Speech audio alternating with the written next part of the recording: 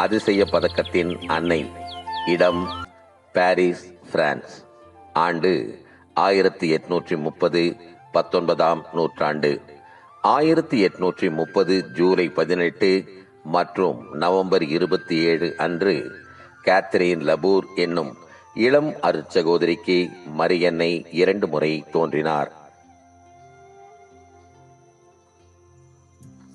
காட்சியின் செய்தி. மரியன்னை முதல் காட்சியில் பாவிகளின் அன்னை என்று தன்னை வெளிப்படுத்தினார். 2வது காட்சியில் உலகத்தை ஏந்தியபடி இந்த பதக்கத்தை செய்யுங்கள், இதை அணிபவர்கள் பெரும் அருள் வரங்களை பெறுவார்கள் என்று உறுதியளித்தார்.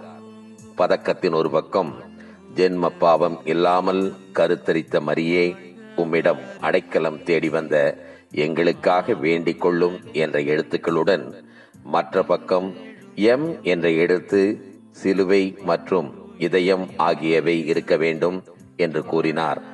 இந்த பதக்கம் பல அதிசயங்களை செய்ததால் அதிசய பதக்கம் என்று அழைக்கப்பட்டது. அன்னையின் விழா நாள் நவம்பர் 27 அன்று கொண்டாடப்படுகிறது. இவர் அதிசய பதக்கத்தின் சபை மற்றும் உலகெங்கும் உள்ள பக்தர்களின் அன்னையாக போற்றப்படுகிறார். பாவிகளின் மனந்திருப்புதல், நோயிலிருந்து குணம் பெறுதல் மற்றும் பாதுகாப்பிற்காக போற்றப்படும் அன்னையாக கருதப்படுகிறார்.